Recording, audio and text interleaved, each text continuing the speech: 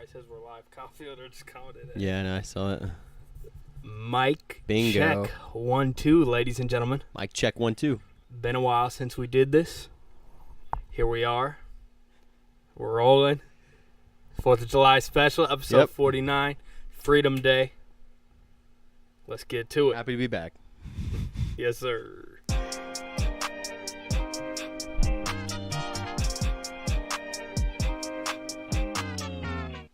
Ladies and gentlemen, boys and girls, welcome back to the pod. How long has it been?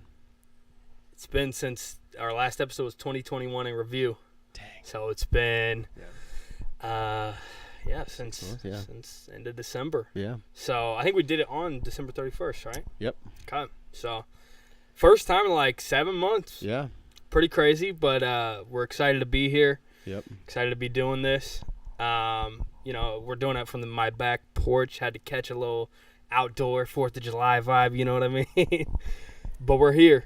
So going right into it, we just wanted to give a brief little life update for everybody of what we've been up to, why we haven't potted, and just let you know some things. Toxic.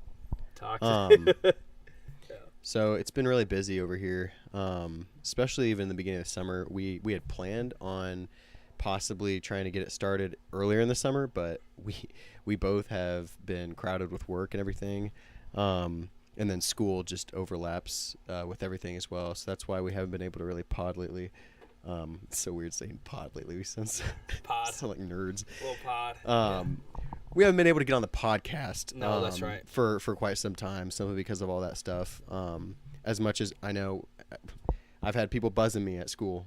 I mean, the people have been waiting. That's all I'm saying. So that's why we haven't been on the podcast lately. But we hope that we can still kind of keep it in check every once in a while, and we don't want to run away from it. For sure, we don't run away with it. It's not because of you. From it. Yeah. No, it's definitely not because of you. It's something where, so I'm very busy. If you don't know, I have my own lawn business, so this is like the time of year that I'm extremely busy. Now, things have slowed down a little bit recently just because of how dry the weather's been here where we live in Indy. But, and this happens like every year, but I've been extremely busy. I've been DJing. That's been good, doing a little bit more gigs than I have in the past. So if you're looking for a DJ for anything you got in the future, reach out to me. You know where to find me on IG. Shit, I didn't know we were doing that, but little plug. Little plug in for the YMCA as well. Yeah, for the YMCA. Hey, we always need help with the YMCA. So if you want to work at the YMCA, contact me.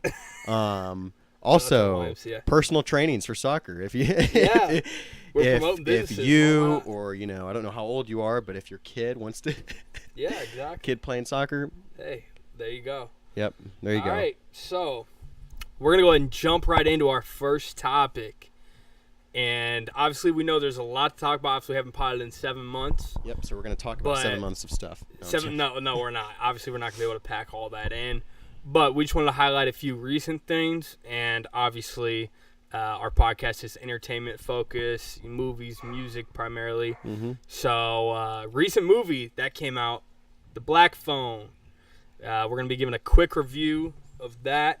So Mo, why don't you start us off with your pros of this movie?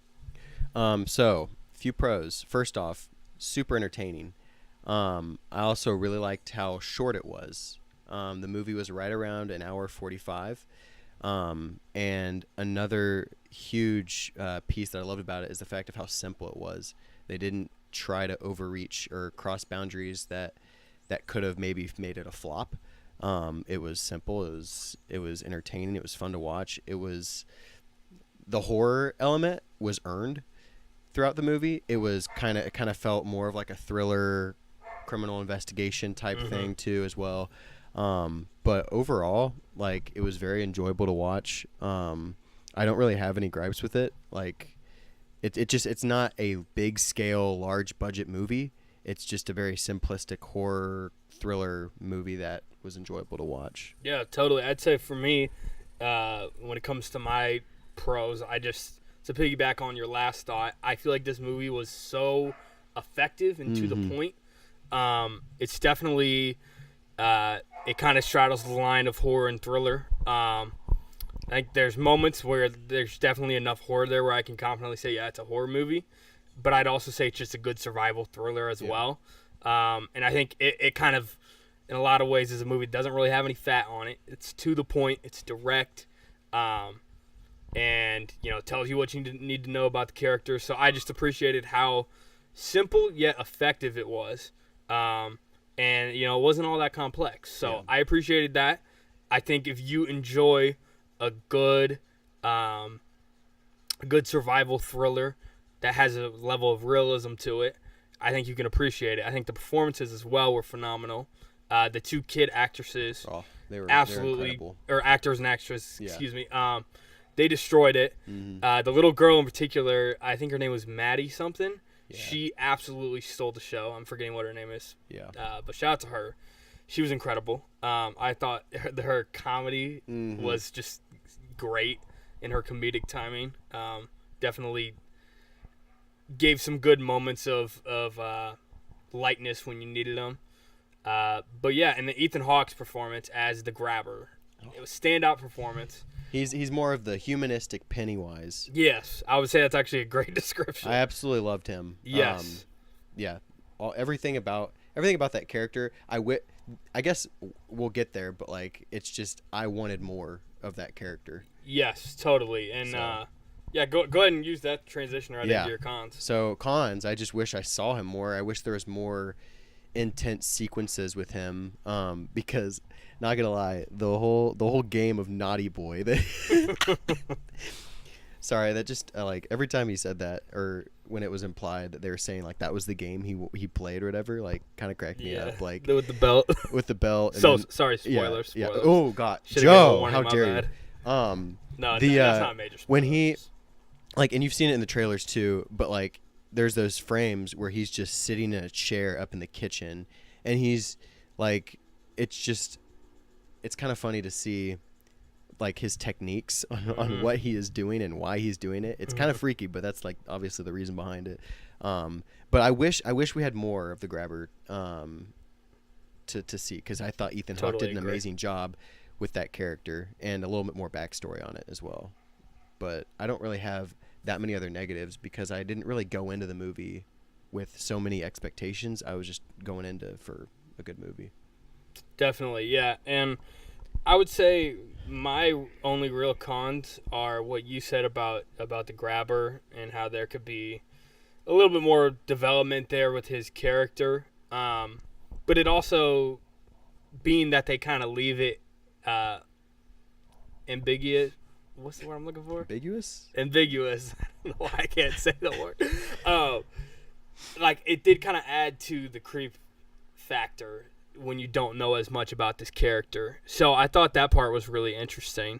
But there could have maybe been a little bit more. And then I would say just there's a few things with some of the other characters that I kind of wish... I don't know. I kind of felt like there could have been a little bit more too. This isn't a spoiler because it's in the trailer, but some of the kids that that kind of guide him through. Yeah. I feel like I maybe wanted just a little bit more there, but at the same time, that simplicity, like I was saying, was so well executed that I'm nitpicking. But overall, yeah, I thought for the most part, my cons are very slim with this movie. I think it's a fantastic horror survival thriller, and I would totally recommend it if you haven't seen it. And if you like the movie Sinister or Doctor Strange, it's the same director who did that, Scott Derrickson. He absolutely killed it with this. So yeah, shout out to him. But I guess my overall score, and then you can give yours, Mo. Yeah. I would definitely give this a strong 8 out of 10, maybe 8.5. Definitely one of the better horror movies I've seen, probably since A Quiet Place 2. Probably the best horror movie I've seen since then. So, yeah, what's your score? I'd agree with you on that. I'd also say probably solid 8.5 as well. Yeah, totally. Yeah. Okay, well, moving right along, Mo, you saw just the other night the new Elvis movie. Yep. Um, Baz Luhrmann directed, and I have not seen it yet, so I'm gonna pass this one off to you. You're gonna give just a quick little review. Yep. Same rundown we always Mhm. do. So, yeah, what were your thoughts with Elvis? So I overall thought it was an enjoyable movie. I went in with like zero expectations because I I like some of Elvis, but I'm not gonna lie. Like, really, the only Elvis that like I listen to decent amount is Christmas music that he kind of dropped. Okay. But there are other songs out there that I know of his, but I'm just not the biggest Elvis fan. But the hype around the movie was just kind of like mid. But I still wanted to go see it because I feel like usually these types of stories are directed pretty well. And I went to go see it, and I thought it was pretty solid. It was just, I'll go through some pros about it real quick. A few pros were the acting. I thought was done really well. I thought Austin Butler I thought he played a really good Elvis. I think everyone was like some people really liked him. Some people were like, Mm-hmm. like Miles Teller could have played him better. And I'm like, okay, just because you saw Top Gun Maverick and he played really well in that doesn't mean he could play a great Elvis. Although I do really like Miles Teller, and he maybe could have played a good Elvis, but I thought Austin Butler did a good job with what he had, and it's kind of hard to play Elvis. I think it's really difficult to play Elvis with all of his theatrics and everything that he did. So I thought he did a good job with that. Tom Hanks did a really good job also as the kind of like manager, and I did not know much of Elvis's story. I did know, fun fact, if you didn't know this, but Elvis's last performance before he passed away was in Indianapolis at the Market Square Arena. Oh wow, I didn't know that. Yeah, That's 1977, I think was the year. So, but they didn't really touch on that much. But the movie overall just felt long. Like, that's really my biggest gripe with it. My biggest con is that it was just long. It was about 2 hours and 40 minutes, and it felt 2 hours and 40 minutes. It didn't necessarily fly by that fast. There was pieces of the story where they could have maybe cut off, because there were times where I was like, okay, is this the end? No, it's a whole different now it's a whole different storyline now. And it's like, it was good because it was a part of Elvis's career and it was a big part of it. But like, for example, like, without spoiling it, it kind of goes with Elvis's singing career and how he popped off and how it was so inspirational, and how dangerous it was in that era because of its influence, and then how he pretty much got sent away because of it, and then he comes back in the movie industry and he stars in movies and he's away from music, but then he wants to get back into music, and he kind of has to do some kind of illegal boundary pushing things to get back into music. Interesting. So he gets back into music, and then it just draws that out a little bit. That's why it's so long. Gotcha. But overall, it was an enjoyable movie. I would recommend it if you're definitely kind of into that stuff. But overall, I'd probably give it a score of 7.5, probably. Okay. So, yeah. Good to know. Yeah, that sounds solid. I've been looking forward to seeing it. I just haven't gotten around to it yet.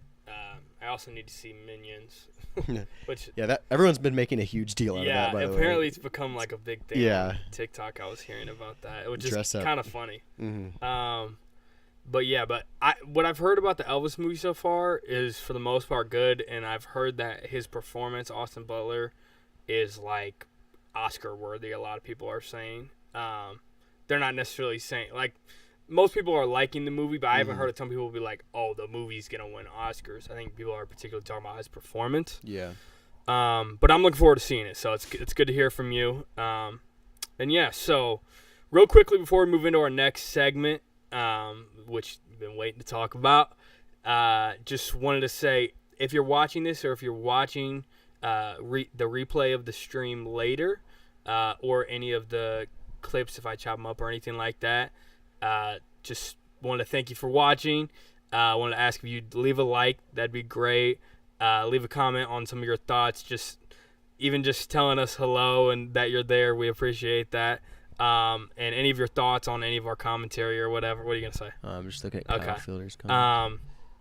And yeah, share this with someone that you know, someone that you think would enjoy the content, who's maybe into movies or music or whatever. And yeah, we'd greatly appreciate it if you did that. So just want to remind everybody of that. But moving right along, just recently on Friday, the last 2 episodes, so Volume 2 of Stranger Things Season 4 aired. We had been waiting for Season 4 for a very long time. Yeah. And 3 years? Yeah, about 3 years. Yeah. So we're incredibly stoked to talk about it. We're just going to start by giving our general thoughts, non-spoiler in case you haven't seen it. If you haven't, what are you doing? You got to get on that. But then we'll get into spoilers after, and we'll give a spoiler warning. So anyway, just generally, Mo, how did you feel about this season as a whole? If I were to give one word to describe the whole season of Season 4, it would be cinematic.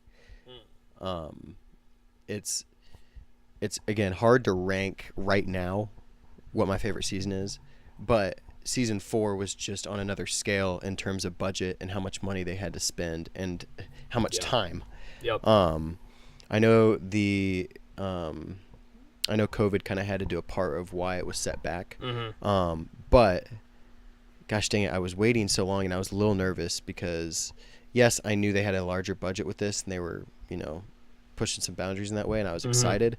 I was just like, I don't know.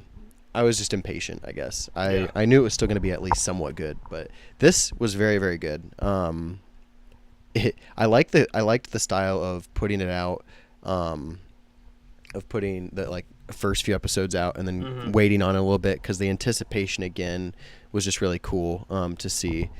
It's kind of a cool fan moment too. When you have everyone wait on episodes together. Yeah.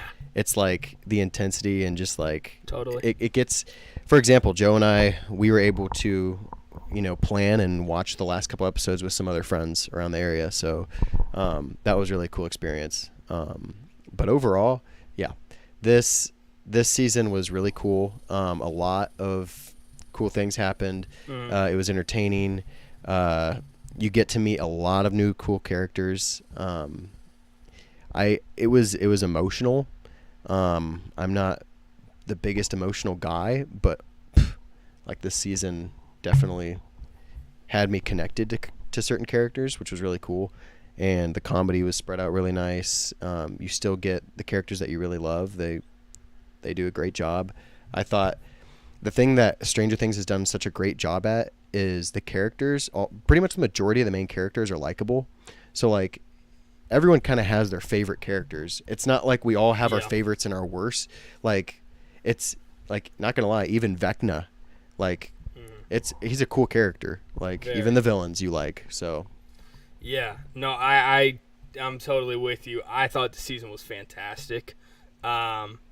Is it perfect? No, but I wouldn't say any of the seasons are perfect, and I'm not necessarily expecting that, but I thought they took it to another level with the cinematics of it all, like you said, and just giving it such a bigger scale. You really felt the budget this season. Going back to what you're saying there, kind of with the characters, I think that's really one of the strongest things about this show since the beginning is the characters and how they're just all so likable, and there's something about everybody that you can like.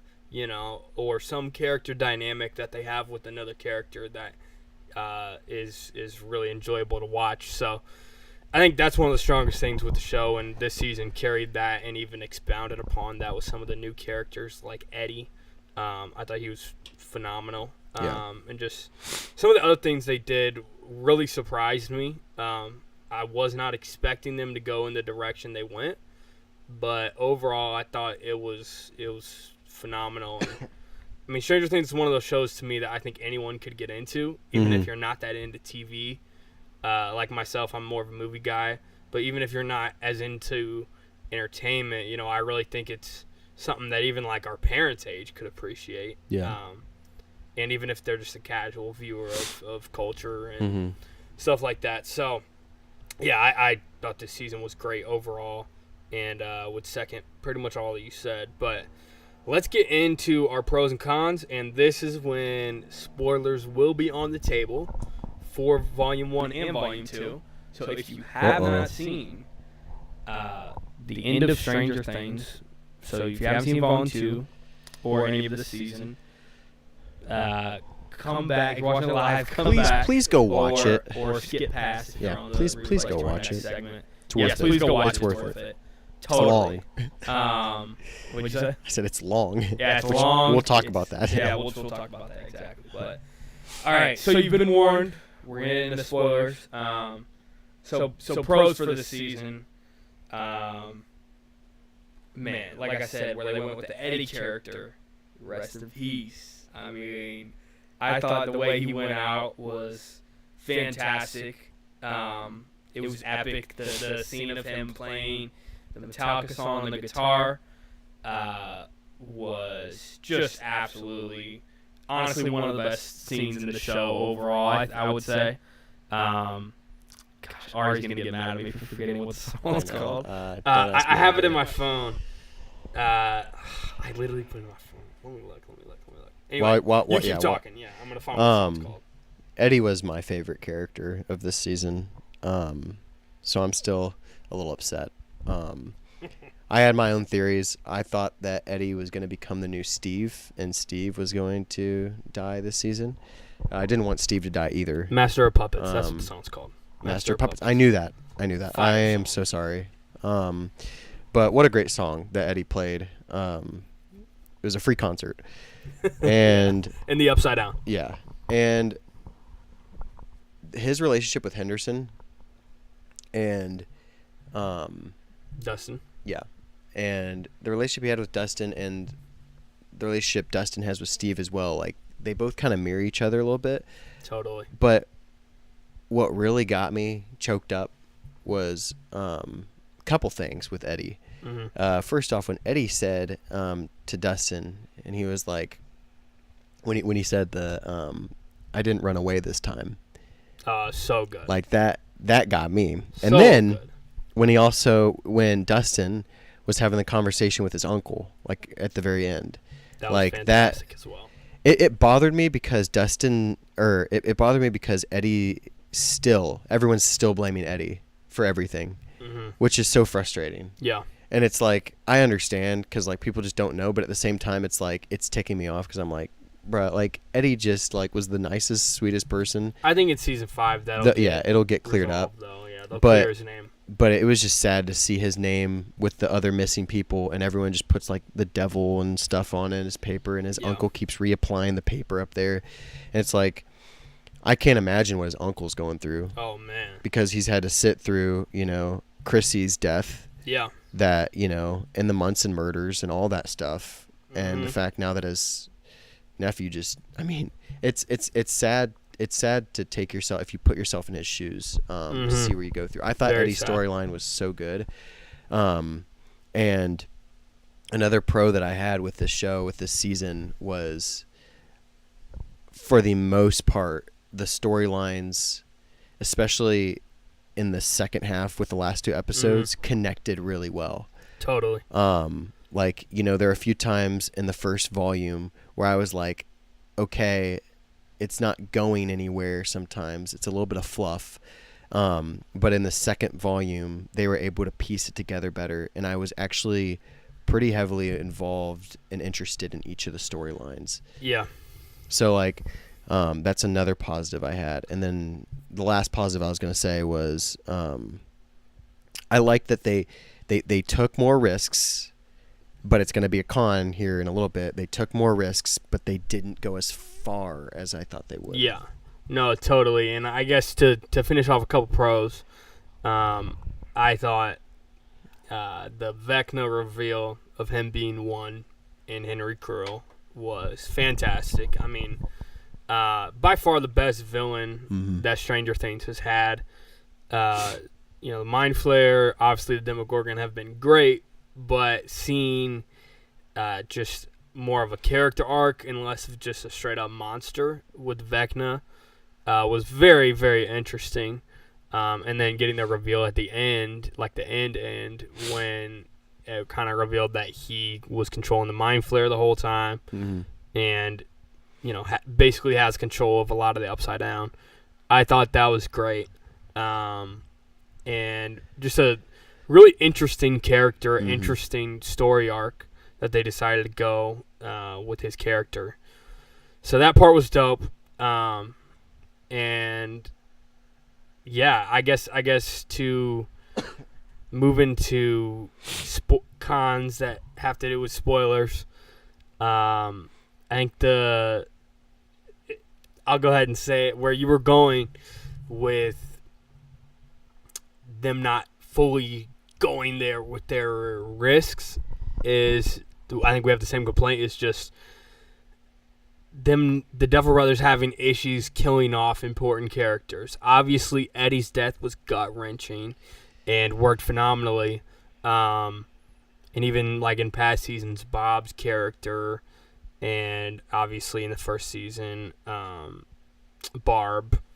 So there's been some good like deaths with some weight to it, but I don't think they've done one that's really had enough weight yet, to be honest. And it looked like they were going to do it with Max, but they kind of leave it in the damn word I can't say, ambiguous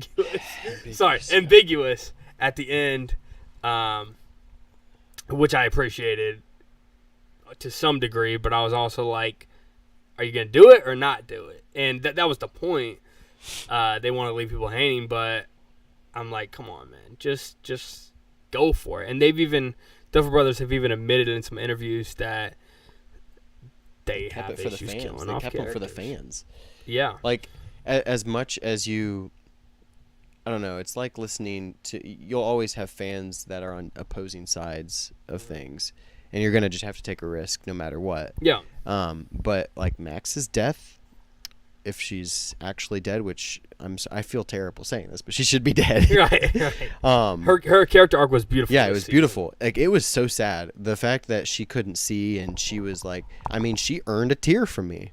Oh yeah. And just for her to be back alive, I wish I could soak that tear back up, but I can't. It's somewhere in Hunter's house. Yeah.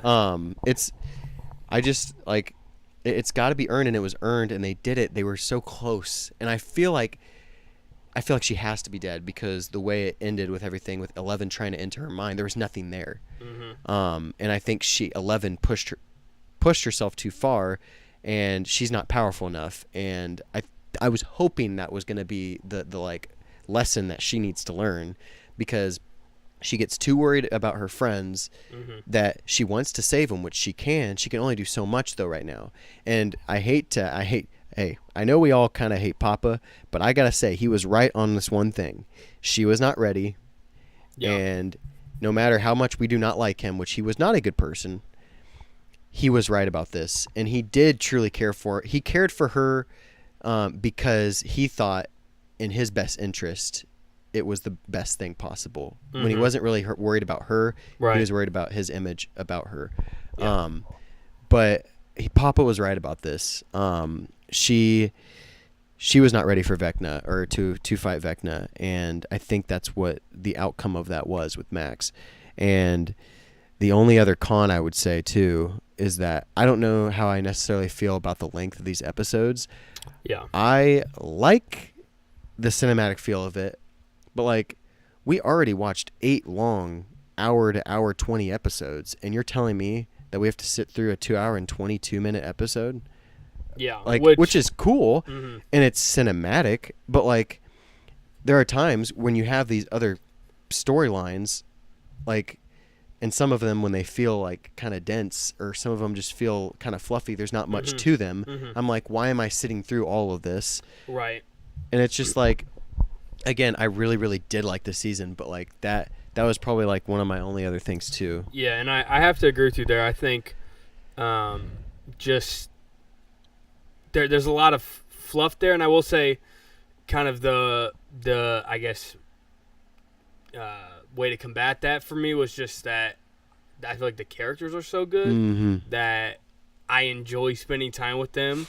So in the end, it didn't bother me as much, but getting through it at times did feel a little tough, because it's like Okay, they're so long, and there's a lot of fluff. Granted, I'd say part of it also is you had like 4 different plots going on at the same time that kind of converged at the end, and there's so much development with each individual plot that they're jumping around the whole time, and it doesn't feel as long.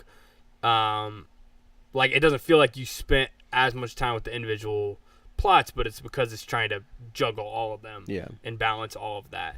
I will say my last con that I wanted to add was just the Hopper storyline this season, the Russia subplot. I think in the end it was okay, but The weakest. at the beginning and in the middle, I definitely felt like it was the weakest of the plots, and it was just not as interesting to me because I think they, especially in those middle episodes, it started to feel like they were repeating the same story beat over and over and over again of, you know, Hopper getting tortured, meeting somebody, trying to get out, gets caught, tortured, whatever. And it was a lot of that, which I think some of that did build for his character arc and where it could go in the future. Yeah. And just, you know, being able to get back to Hawkins. But I just thought some of it was a little bit unnecessary, and they could have cut some fat there. But those are really my only cons. Yeah, so I think we have kind of similar thoughts on it. But overall, I thought this season was just fantastic. And if I'm going to put a number on it, it's definitely a strong 9 out of 10 for me. I mean, I have those nitpicks, but it's so cinematic, and the highs of this season are so high to me. You know, even just the first episode, it just brought me right back into the show, and it reminded me why I love this show and why I've enjoyed it since it came out. And so, yeah, I think the pros far outweigh the cons, and all those cons in the end, because the pros are so good, they feel like nitpicks. Yeah. But overall, yeah, I'm confident saying it's a strong 9 out of 10. Yeah. Where I'd rank it with the other seasons, I kind of want to rewatch some of the other seasons or just take a little bit more time with this one before I rank it. But it definitely has a chance to be my favorite, I will say. It's definitely one of the top 3 because I'd say it's definitely better than season 2 for me. But I don't know where it falls in regards to 1 and 3. So, but yeah, what's your score out of 10? First off, I was gonna say Vecna is the Thanos of Stranger Things. Oh, totally. And totally. I kind of had a little prediction before that. I just had a feeling that, especially with them teasing the fact that this is the beginning of the end, and just of how powerful Vecna is, I had a feeling that he was not necessarily really gonna die. Like he kind of does, but he doesn't really. You're right.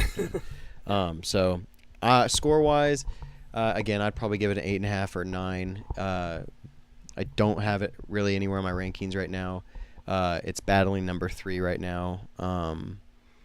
It's just, again, what's gonna put it, if it does put it over the edge, is the fact that like season 4 had so much more money, which you know kind of gives it an edge over you know in quality. So that's where I stand. I heard that every episode was $30 million this season, which is absurd. Oh yeah, and that's like Game of Thrones level. I think. Oh yeah. And then also the last thing I was gonna say was, I think one way they could resolve, like, I think if each episode could stay around 50 minutes to an hour, and then maybe the last episode be like 2 hours, I think it would be like, then I'd be more okay with the last episode being so long. Right. Because like it's like I've had a chance to breathe, and then it's like, okay, now I'm like can prepare myself for like a movie of an ending. But that was my only thing about that I was gonna say. Totally. All right, so moving along from Stranger Things, we're gonna get into a little bit of music. Yep. So obviously there's been a lot of music that's come out this year, and rather than trying to go back through all of it, we are just going to give 5 of our and not necessarily, at least for me, not necessarily top 5, but just 5 standout albums from this year thus far that we wanted to highlight and we wanted to talk about just briefly. We're not going to go full in depth because obviously that'd take a while, but We're just going to briefly touch on, why we enjoyed these projects and why they're some of our favorites of the year so far. So, yeah, before we get into it, I just want to mention with mine, I'm going to say right off the bat, it is a lot of relatively recent projects because, to be honest, the first maybe 3 months of the year, 4 months of the year, there wasn't a whole lot for me that stood out, to be completely honest with you. Yeah. But since then, I think almost all my picks are like April on. There's been some great albums that I definitely wanted to highlight, and I'm sure you've got something you want to highlight as well. Mm-hmm. So, let's jump right into it. So, what is your first album that's one of your favorites you wanted to highlight from the show? I'll go ahead and say I'm going to say The Weeknd with Dawn FM. I forgot about Yeah. that. I kind of forgot about it too. Because it happened in January. Yeah. So The reason I'm saying this is a standout because I know a lot of people might kind of stand against me on this one. Seems to be a rather divisive album with the Weeknd's fans, which I'm but like, honestly, like I'm not like I don't get it, but okay. I'm not the biggest Weeknd fan. I like some of his tracks, but Dawn FM I actually enjoyed a decent amount. I really liked the aesthetic of it. Jim Carrey narrating it was kind of cool. But I thought that some of the tracks on here were very 80s, like, and it like there was that Out of Time sounds like an MJ like kind of record a little bit. Definitely one of the best songs in the album. I love that song, and I thought the album as a whole flowed really well, and I know Joe and I, when we listened to it, like I was purely kind of shocked. That's why I'm kind of saying it's a standout. It's not like one of my favorite albums, but it is a standout, and I actually really enjoyed it. So, hot take about that album before I get mine. I think, as someone who's not really a Weeknd fan, I thought this was by far his most, of what I've heard, his most digestible, enjoyable album from front to back. I think for me on his last projects, I just feel like there's a lot that, like his singles are great, but I'd say Starboy's a great album. I'd say Starboy's a great one, but a lot of his other stuff, you're gonna get some heat. Yeah, I know. You're gonna get some heat. Because I know people.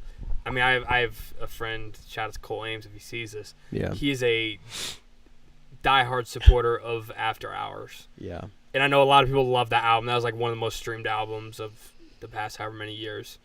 And I get that. But for me, this album was just a great listen. It was a cohesive sound.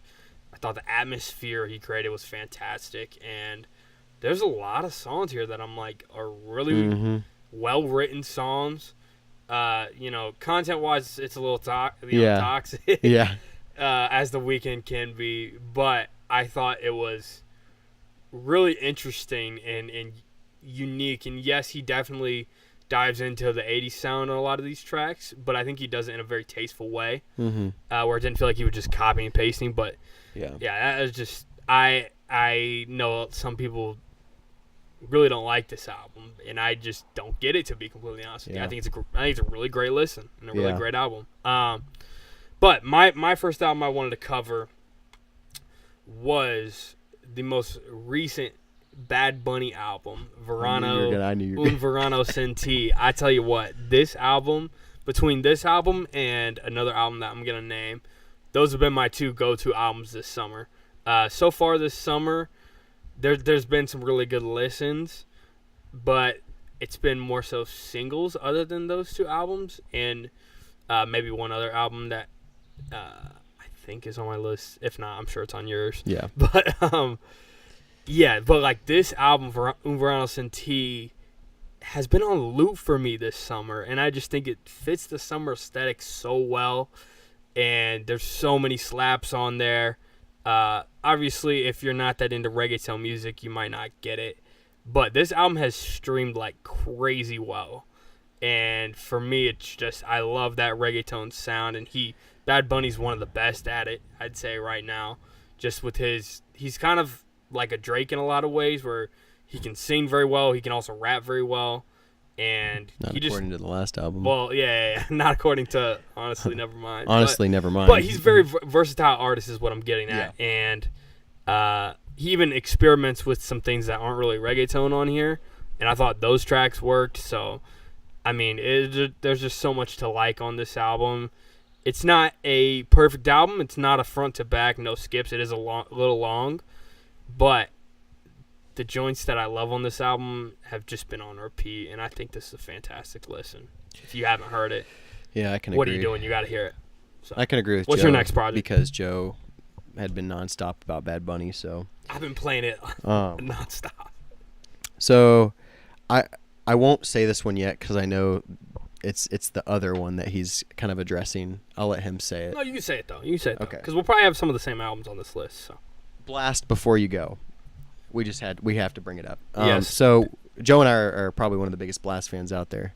If you don't know about Blast, it's spelled BLXST. He was on Kendrick's Mr. Morale, The Big Steppers. Yep. He had a big single, was it last year or 2 years ago, with Chosen?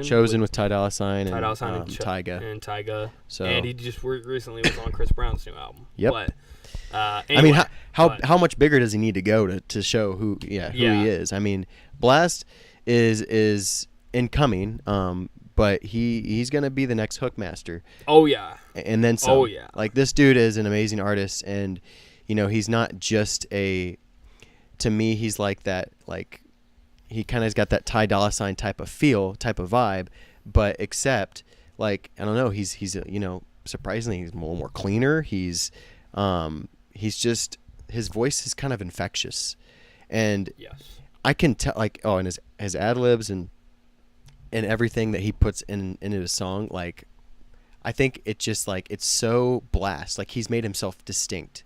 He's got a very distinct He's got sound, a very yes. distinct sound. And I just remember, I think it was Six Tape that I first kind of listened to him. Bino Rideau, he's got... Which he just put out an album, by the and way. he just put out an I haven't album. heard it yet. But they both are kind of, they're friends, and they put music out together. They have 2 6 tapes that they put out. And both of them are pretty darn good. They're kind of like mixtapes. That's why it's called 6 tape. But yeah, I love their sounds. But specifically Blast, like, his voice is so smooth, and I just love his flow. And again, like I said, it's infectious. So that album that he dropped, absolutely, like, again, it's not like the best album I've ever heard, although I think he's going in a great direction, and this album is really, really good. Like, it is on repeat, especially during the summer. Totally. And since you said it, I'll just go ahead and expound a little bit more on my thoughts on it, because it's one of my 5 albums as well. This album, really just front to back, as I've listened to it more and more, there's songs that have grown with me. There's songs when I first heard them, I'm like, oh, this is okay, but now they're like one of my favorites and one of my most played. And just the way that he crafts a sound, it just makes it to where it's an extremely cohesive listen front to back. And I think vocally he's on another level. He's definitely a future hook master. He's already kind of getting there. Yeah. But I think he's only going to get bigger from here. He's already gotten a good bit of attention, I think. And yeah, if he can do some of the right things career-wise, and if people can get into some more of his stuff, I think he's out of here. I think he's a massive artist. I think he's one of those artists that I really think is going to have longevity in the game, and not just pop up and have a big single and whatever, but he's going to consistently continue to grow his fan base and be able to tour and just put out consistently quality music. And this album, it's been easily one of my most played albums of the year and of the summer, along with the Bad Bunny album.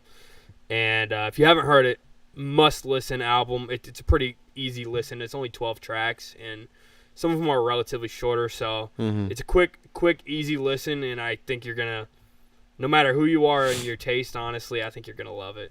Yeah. I think anyone can get into his sound, and the fact that it is somewhat relatively cleaner for modern R&B. But yeah, shout out to Blast. Before You Go, phenomenal album. What's your next album? The last thing I was going to say about Blast is his instrumentation. The instruments he also uses in his music is also just so unique and so clever. But my next album is LMA, Heart on My Sleeve. That's on my list too. Wow. It's like we have like the It's like we same have the music same taste. It's like we should start a podcast. Yeah, it's like together we or should. something. I don't know. Shoot. Well, we have to start having more different tastes. So yeah, I know. We're sorry. We're sorry. I apologize. It's not a debate, Sean. I can change it. I can change it, I guess. Yeah. No, go ahead, though. But yeah, this album, I think it gets better the more I listen to it. The first time I listened through it, like, I'll be honest, you know, like, I can take some heat on it, but like the first time I listened through it, I liked it, but like I did kind of skim-ish a little bit. But then I was I'm giving you flack for that. I know. But then I was like, I need to give myself time to actually listen through it all the way. So I did, and wow, yeah, it's a really good album. LMA, I was a little nervous because of the single she put out like a year or two ago.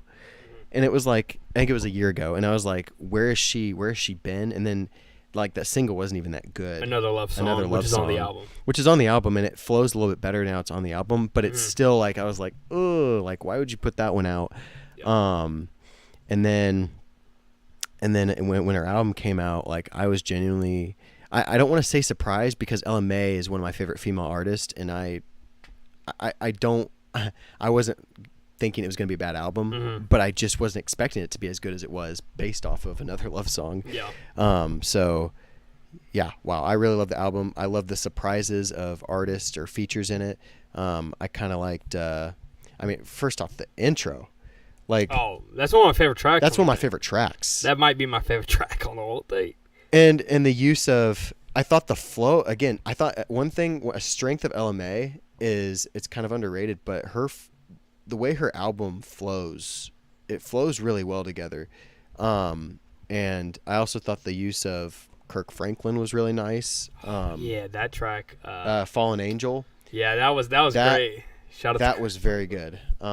So did not expect to hear Kirk Franklin. Did not. So overall, great album. Definitely shocked me in a good way. She proved me wrong. So yeah. Also one of my highlight albums for sure, and I'd second everything you said. I think it's just a cohesive listen, you know. I think that unfortunately there wasn't a big single coming into this album.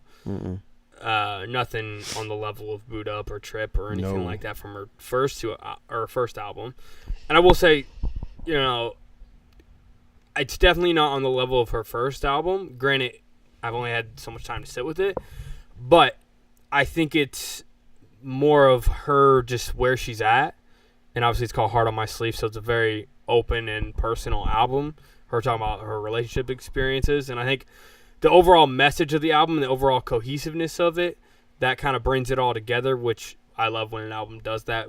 But just the theme of like falling in and out of love in a relationship, and I think you get that consistently throughout the track list as a front to back listen, which I appreciate. And then just the way the production flows as well. Felt like the sequencing of the album made sense. And yeah, I just thought it was a great listen, especially when I first heard it. I'm like, man, this is hitting.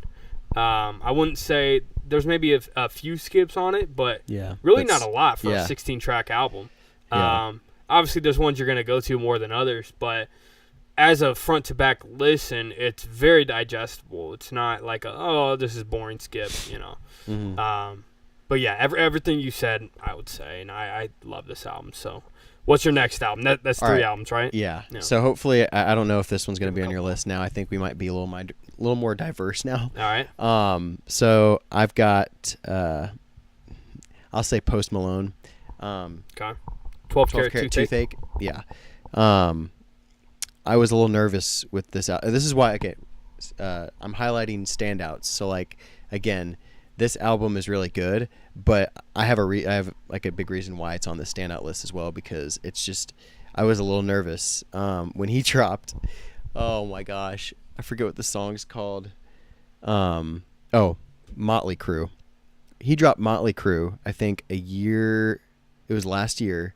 It was in the summer, and I was scared that was oh my gosh. I was scared that was a single for his next album. I was scared, and I know Joe and I talked about it last year, and I was like, what was this? This was not Post Malone. He sounded so different. The sound was so different. He was sounding just bad. Like it was it was just bad. Like, I don't even know how else to say it either. But Posty kind of disappointed me there. I am a pretty big Post Malone fan. I'm a bigger Post Malone fan than Joe. But like, I was a little nervous. Then when One Right Now came out with The Weeknd, it was a good song. I liked the song, but I was like, if this is going to be the whole sound of the album, I'm also a little nervous. Yeah. Because you have The Weeknd on a track, and you're like, okay, this is going to be really good, and it had the sounds of The Weeknd in it more than I felt like it had the sounds of Post in it as much. But I was still looking forward to the album, and when it came out, I was thoroughly impressed, and I shouldn't have doubted him again because I really, really like this album. There are some hits on this. I gotta say, I Like You is one of the most addicting songs. Would you say it's like Candy? It kind of feels like a Post Malone, like it is. It's just like, if you know what it's such a cheesy love song. It's just like a cheesy little fun song. I know what you mean, though. And it just puts me in a good mood. Addictive. Like, I feel like I'm playing Candyland while I'm like singing this song. Like, it just feels like, I don't know. It feels like, yeah, him and Doja Cat kill that song. Like, it's so good. Doja versus fire. Yeah, it's just such an infectious song. And then on top of that, I mean, you got other tracks on there, like, we can all joke on Lemon Tree on how he says better. Better. But like, that's also a great song. But he, again, like, I don't know. I love Post Malone, and I was a little scared, a little skeptical. I don't give him credit like every single time he drops something. I'm not saying everything of his is good, but I really like this album. There are like maybe a couple skips on there for me, but like overall, I really do like it. The front half of this album was really, really good. Bottom half kind of lost me a little bit just because a lot of it felt like filler or interlude type stuff. A lot of talking, but other than that, I thought it was a really good album. Yeah. All right, next up, I want to highlight these last two. We'll make it quick so we can get on our next topic. Yeah. But I want to highlight the man we were all waiting for, and I think by far my most anticipated release of the year was Kung Fu Kenny, Kendrick Lamar, Mr. Morale, and the Big Steppers. Yep. I think as I've sat with this album, I'm definitely not going back to it as much as I've gone back to his other projects. I think there's a few things about it that just aren't quite on the level of his other albums. However, I really appreciate this album for what it is, and I think he went for something different. I don't think anyone really could have anticipated the sound that he was trying to craft with this album. Nope. And the direction he went with Kendrick. We were theorizing before this one came out that it was going to be a lot of soul samples. We were like, oh, Mr. Morale, the Big Steppers sounds like an old like soul group or a Motown group or something like that. Yep. But that's definitely not at all what he was going for. Nope. I do think conceptually I understand the overall message of it, but I don't know if the title fits it as well as maybe some of his other albums. I feel like that the title is a little bit more on the nose with his other albums, whereas this one is a little bit more to dissect to kind of understand what he's going for with the title and the overall themes. But I do think it's more with the theming part, title aside, I think it is more straightforward than, say, a To Pimp a Butterfly or a Damn. There's not as much to dissect there. But overall, I think it's great for what it is. Couple things I'm a little disappointed about, message-wise, I guess, as a follower of Jesus and as kind of how I've heard some of his past stuff relating to his faith. But obviously that's where he's at, and he's expressing that, and so I can understand that. But yeah, so I thought overall it was a great listen. I just don't know if it was on the level of his other stuff, but still easily one of the best projects of the year. When it's Kendrick Lamar, the bar's already so high, so there's a quality level that's going to be there, and he did hit that mark. I just don't know if it quite hit the heights of some of his other albums, but overall it was a great listen. Definitely some standout tracks I've gone back to and enjoyed that. So yeah. What's your last record? Wait, I think we got the same one. Well, I was gonna say Breezy. Yes, that's mine as well. The reason I didn't, I gotta address my point on why I didn't choose Mr. Morale and the Big Steppers. It wasn't because it wasn't one of my favorite albums. It was just standout wise, like it didn't stand out as much as I wanted it to, and I knew Joe was going to talk about it as well. Yeah. And another reason is because I just thought of The Weeknd not too long ago, and I wanted to put him just because he was more of he standed out more than Kendrick, not maybe album as a whole, but just as like how he stood out. So I have Breezy. This Chris Brown's kind of took me on like a little roller coaster of a ride because I thought he addressed it like this album was gonna be like 14 tracks, and it was gonna be a shorter album. That's how he addressed it. He pointed that out. But then he was like, no, it's actually 23 tracks. And then we're gonna have 10 more songs on a deluxe, which by the way, Joe, on the deluxe. So I thought we were gonna be getting like, so Anderson .Paak is on the second track. Why am I drawing a blank? But he's on that track, but he's not like, he doesn't have a verse or anything. Oh yeah. But he's actually gonna be he actually has a verse on one of the songs that's coming out in the deluxe, which is really cool. But feature wise, I really liked a lot of the features that he had on his new album that just came out. He's got Blast, so obviously I'm intrigued in that. He had LMA, her, Lil Wayne. The Wayne verse was really good. Yeah, the Wayne verse was really good. And he also, I mean, everyone's kind of who's popular right now. He had Jack Harlow on it, and I thought honestly, this album to me, it might continue to grow on me. I really like this album. I thought this felt more like a complete, even though it's 23 tracks, it felt more of a complete album to me than Heartbreak on a Full Moon and Indigo. And Indigo, I stand by Indigo. I absolutely love Indigo. Heartbreak on a Full Moon had 40-some tracks on it before the deluxe. Basically a double disc mixtape. And you know, Chris Brown can get away with that sometimes because he is really talented. And yes, he's not an album artist. But I really did like this album. I could listen through it pretty well. Like I have my skips on it, but the second half of this album is incredible, in my opinion. And it's mostly when it's just him singing. It feels like classic Chris Brown in the second half of the album. By the way, I also like WizKid and the song that he's in, Call Me Every Day. And Joe and I are both going to highlight Warm Embrace on how great of a song that is. Fantastic. It's a fantastic song. And I thought that was a very good call of a single to put out. And the music video is pretty good. And the songs in this album, especially, again, like I said, in the second half, are really strong. But Show It with Blast, really good. Amazing song. Forbidden, also a great song. Harder. The thing I love about Harder, that song is like it's a great like love track, but like it feels like a genuine like instrumentals. Like it felt like he worked a little bit harder on that song. Yeah. But it felt like he had more time with this album, and he put a little more work into it than he did with some of his other tracks. So yeah, I think the second half, to reiterate what you said, I think the second half of this album is great. I think the fact that he really went in his R&B bag by himself, and the first half is where most of the features are, and I love that. And yeah, I think this is a little bit more of a more digestible album to get through because it's less tracks, but it is still over 20 tracks, which is still kind of a lot.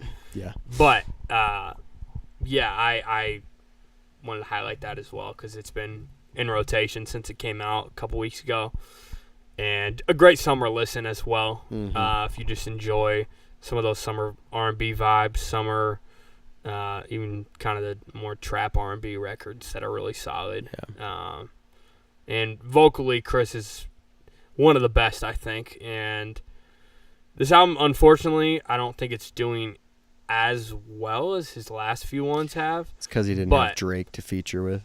Yeah, he didn't have a no guidance. He didn't have a big single like that, which is understandable. Even though I think the singles are really solid, they just weren't that big. But really solid album, and Chris Brown always, I feel like he doesn't get the respect he deserves. He's one of the greats of our time.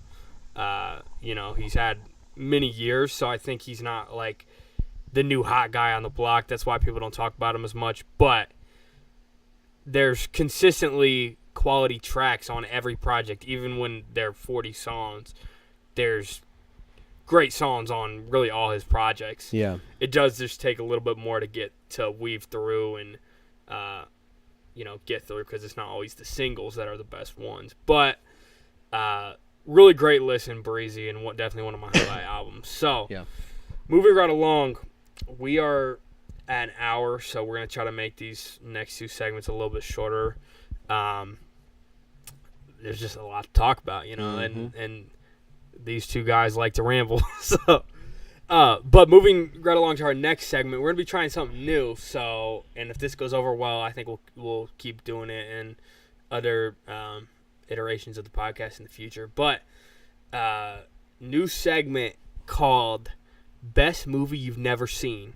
So, if you're watching the replay of this, comment below if you like this segment. Give us some feedback during or after the segment. But, so we want to use this to highlight, obviously, a movie that you probably have not seen, considering our podcast is for more of the general audience. Now, this movie that we're doing today, if you're a hardcore horror movie fan, and if you're a little bit more niche, you may have at least heard of this or seen it. Mm-hmm. But if you haven't, today's best movie you've never seen is Sleepaway Camp. Ooh. So this is a 1983 slasher that came out at the height of the slasher craze. Movies like Halloween and Friday the 13th really launched the slasher craze of the 80s. And a lot of people say kind of the golden era of slashers was like 78, which is when the original Halloween came out, 78 through like 85, and it came out in that kind of range. So this movie, I heard of it because of actually, I guess a few more facts about the movie before we talk about our experience watching it. But it was directed by Robert Hiltzik. He literally, after this movie, has not directed anything else other than the Sleepaway Camp sequels, which are like basically direct to home video kind of movies. So I don't know if I have any desire to watch them, but this guy pretty much hasn't done anything else in the film industry other than like maybe a few things here and there, which is really fascinating that he did a movie like this and then just didn't really have an interest in staying in the movie industry. I don't know what else the guy's done outside of film. Like, I don't know what his career life looked like, but I do find that really interesting. Actor-wise, there's really no notable actors in this movie. Other than crazy fun fact, I don't know if you knew this, there is one, and it's one of the actors in the cafeteria is James Earl Jones' brother. Oh. And if you think about it, and he was like the main kind of cook guy, and if you think about his voice and the way he looked, after I heard that, I'm like, oh, that makes sense. I could see him as James Earl Jones' brother. But when I was watching it, I didn't think about that. But that's kind of just an interesting little tidbit. But for the most part, it's unknowns, and it's not like it was a massive success in theaters or anything like that. I think it did okay. Because part of the slasher craze, if you don't know why it really became a thing in the early 80s, was they were making movies, they'll take the original Halloween, the one that started it all. They made that movie for $300,000. It turned like, I want to say, $80 million profit, or it was at least $80 million in theaters. And back in the day, I'm pretty sure the modern day, the modern day inflation, adjusted for inflation, is like $300 million. So literally, the movie was made for nothing. And the profit, it's one of the most profitable independent movies ever. And obviously it turned into a massive horror franchise. But because of that kind of business model, a lot of the studios back then, and even just independent studios and filmmakers, were like, we're going to take advantage of that, because even if we don't make that much, you can turn a profit so easy because you can make these movies for dirt cheap. And Sleepaway Camp was one of those movies that was a product of that. But so anyway, just that's a little background on the movie. But how I came across the film was several kind of summer horror movie lists that I've come across that they almost all the lists that I've found on either YouTube or just on different websites and blogs and stuff like that. They pretty much all mention this movie whenever they mention, top 30 or 20 or whatever summer horror movies to watch. So that's how I found it, and it seemed really interesting to me. And I heard that there was like a twist ending, which is one of the twist to say the least, probably the most famous things about this movie and what it's known for. But even just outside the twist ending, this movie was an experience, I'll tell you what. So we're not gonna do like a full-on review, but just the experience of watching it. Mo, how did you feel, and what were your thoughts as we were watching this hidden gem of a movie? I was just having a normal, enjoyable time watching it. Like, it was just like, oh, okay, it's a good slasher. Like, it's not bad, and it's enjoyable. And then the end happened, and I was like, what? It took me out of my seat. I literally, like, not like scary, but more like what? Like, it was. For I me, would it say, disturbed me, to be completely honest with you. It was disturbing. It was disturbing, to say the least. Like, I'm not gonna take that point away, but I was just like, first off, it did disgust me a little bit, but it was like, I don't know how I didn't know how I feel, and I think that's what they wanted it to do. But I was like, oh, okay, now it's memorable. Yeah, because it was a good slasher for what it was, and then it upped it by saying, yeah, you're gonna remember this. Oh yeah, you're not gonna forget this. Yes, I will always have the picture painted in my head on exactly, sadly, what happened at the end there, and we won't spoil it. We won't spoil it. Just watch it. But just watch the movie. I'll give you a brief synopsis, but I don't want to say too much because you just need to experience this movie. Yeah. Especially if you like horror movies and you like campy, and you can. I will say this movie's extremely campy and low budget. And you can feel that when you watch it. Yes, full pun intended. So just keep that in mind. Don't expect it to be like high art, but if you can get into the vibe of what it's going for and what it is, I think it's incredibly enjoyable. But the basic setup is, it kind of starts out. So you see in the opening scene, basically, this family get killed, or we presume that this family gets killed in a boating accident. I'll just say, and it then basically these it says like 3 years later, or it was more than 3 years. It was like however many years later. Then basically these kids get sent off to the summer camp, and it seems a lot like it's gonna be a Friday the 13th knockoff. But then where it goes from there, it kind of, at every turn, I would say, subverts your expectations, at least for me. So you think it's going one way, and then it does something completely different. Even the kills themselves, I thought, were incredibly creative, especially with the fact that it was a low budget. Yeah. And looked really well done for a 80s slasher movie. But it's very unpredictable, and you think you kind of know where it's going, but then you realize you don't. And so by the end of it, you're like, what am I watching? Yeah. But that plot twist ending, which we're not going to give anything away, but you need to experience it and try to go in without knowing the plot twist, because when you don't know, it is jaw to the floor, like, oh my gosh. Yeah, you won't forget it, like you most said. But this movie is in some ways a product of its time, but in other ways it's kind of forward-thinking and thought-provoking. It's one of those movies where the message is kind of up for interpretation. Like, I'm not going to act like it's the deepest movie ever, because it's a camp slasher, kind of in a similar vein of the Friday the 13th movies. But with some of the twist and some of kind of the, I guess, subtle messaging, it's very interesting and up for interpretation. And I guess hard to even say like what exactly was he trying to say, especially with the ending. But I do like Don't go to that it's kind sleepaway of- camp. Yeah, no, but I do like that it's kind of up for interpretation. So overall, this movie's a wild ride and a wild experience, and it's definitely not for everybody. But if you like Friday the 13th or any of kind of the summer horror movies, and you want something that is different enough and gonna give you something It's fresh, different enough. it's definitely different enough.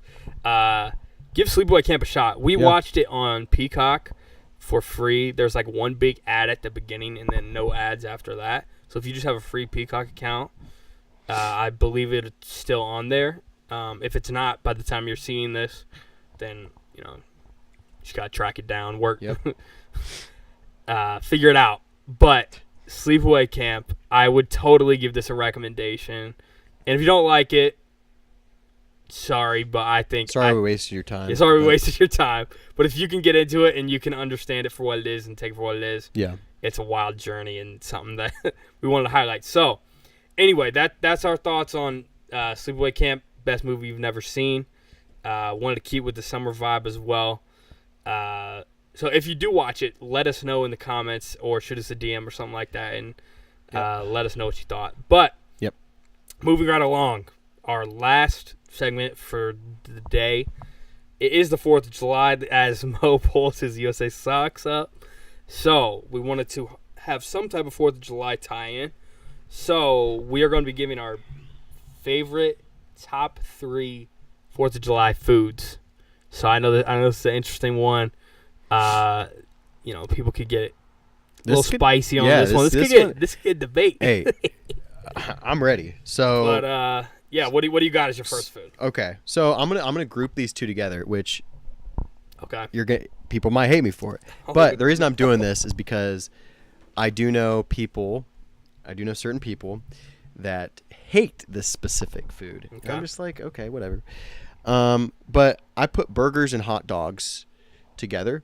Hot dogs mainly. We just had the hot dog eating contest that happens every 4th of July. Did Joey Chestnut win again? Yes. Actually, I did not get the update on that. Okay. So we'll have to get the update. Hot dogs is just a pinnacle piece of 4th of July. But any type of American style, like, again, some people like burgers more than hot dogs, and I prefer burgers over hot dogs. But I just wanted to put both of them. I wanted to, the inclusion to feel there. But that was my kind of like first one. Okay, so you counted that as 2. You're counting it as 1. I'm counting it as 1. All Even right. though I know. I know. That was my first controversial one. All right, Elise said I'm ready to debate. All right, so my first one, I'm starting off simple. I'm starting off with a good side of mac and cheese. It has to be done right, preferably homemade mac and cheese, especially on the 4th of July. Hits different. But that's easily my first one. I've been a mac and cheese fiend since a child. Still appreciate it. Good bowl of mac and cheese when it's done right, especially on the 4th of July. And I think if it's the holiday, so yeah, mac and cheese. Right. My first one. What do you got next? You cannot have a side dish and it not have any type of watermelon. Watermelon is a key fruit side. Very true. Of any I'm with 4th of July dish. It's just the juiciness. Is just it tastes really well in the summer. It's a great summer fruit, and they again, I every 4th of July party that I'm at or any function that I'm at around that time, it's just there is watermelon, and it tastes better in July. I don't know why. Elise says vomit in the comments. Is that to watermelon or mac and cheese? Not a big watermelon fan. I'm gonna guess it's watermelon. We'll see what she says. That's messed up. Yeah. Watermelon tastes so good. Yeah, I'm a big watermelon guy too. But that is not on my list. So next on my list, top 3. give me my brats. Your Give me my brats. Yeah. I'm a Wisconsin boy. No, I'm not a Wisconsin boy. My dad is from Wisconsin. She says watermelon. Okay. Okay. So she was vomiting when thought of watermelon. Don't know why. That's crazy. But, yeah, so my dad is from Wisconsin. Appreciated good Yeah. brat my whole life, especially if it's beer battered. Yeah. Just gives a little bit more flavor. But, yeah, I think the best brats are definitely homemade. Like, there's not a ton of restaurants other than ones in Wisconsin that have a great brat, to be honest with you. But great homemade brat done well is phenomenal. I personally like ketchup and mustard on my brats. Sometimes I go just ketchup. Sometimes a little bit of both. Sometimes you might even throw, pickle on there or something different. But yes, I appreciate brats, and I would take a brat over a hamburger or hot dog all day. Just saying. I would take a brat over a hot dog. I love brats. Brats are. It's just brats more are really meat good. to it. It's more meat to it. It's got that. Although they're very greasy. Yeah, but That's okay. yeah. What did? Well, he said mustard only. I don't know. I would take mustard over ketchup though. That's a debate. Debatable. That's debate. Well, okay, but I ended the debate. Mustard wins. So I just like the sweetness mustard of ketchup. wins. Because Mustard wins. It's just bitter, Yeah, just like you. But I like both. I'm just saying if I have one, I'm going ketchup. Yeah. But, So, all right. last but not least, it's kind of just I kind of had my main food dish with the side dish, and you got to have ice cream. Ice cream is, you have you can also put in debate, like, you got your popsicles. Popsicles is obviously massive during the 4th of July, but I kind of just put ice cream on this list just because also ice cream is also a huge part of the summer, but also part of 4th of July as well. All right. For my dessert, which we kind of ended up making a little plate here on it. Yeah, I know. You got hot dogs. What did you say your second one again? It was watermelon. Yeah, you got a hot dog or brat or Hamburger, yeah. You got watermelon, and you got your ice cream. Yeah.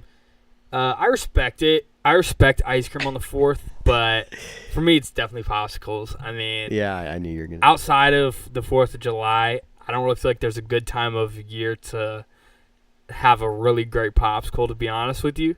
4th of July or in the summer, just in general, they're good, especially when I was a kid. But yeah, I just those popsicles hit different. Now, ice cream, I feel like you can. Here's why I'm picking popsicles. Yeah, ice cream you can have all year.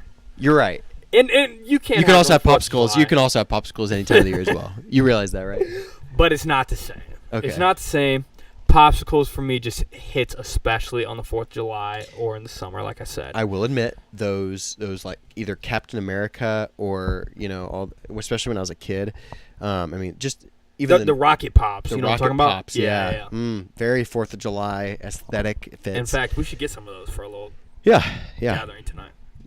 But just to piggyback on what you're saying, I understand why you pick popsicles. That's why I kind of addressed it. But like, if I'm choosing between popsicles or ice cream, I know it's the 4th of July, but like I'm choosing ice cream. All right, last question. Yeah. What kind of ice cream specifically on the 4th are you taking? I didn't know I was gonna be put on a spot like this, but shoot. I mean, It has to be festive. I know. No, it doesn't. No, it Superman doesn't. ice cream. Yeah, I was gonna say that. The Superman ice cream, very Some 4th people of think July. Superman ice cream's nasty, though. Yeah, I know. Like, I don't think Elise, she can comment, but I don't think she likes Superman ice cream because one time I was like, "Oh, Superman ice cream, that looks good." Yeah. Like, ugh. I did mention in the Halloween special last year that one of the worst candies was those candy sticks that have the Avengers or any Marvel characters on them. Are you talking about the powder? No, not the powder. These are like candy sticks, and I'm pretty sure they got banned because of how terrible. And I think I don't know if I remember. I think people snuck drugs in them, or like just specific. Probably Yeah. crazy. So sorry, but yeah, I just had to point that out. But Yeah. The only other side dish I would say is really, I think, especially on mention? my side, honorable mention for me is potato salad. Oh yeah, It's a big 4th of July dish as well. Totally. So I also love potato salad as well. okay. So you picked Superman as your ice cream for sure.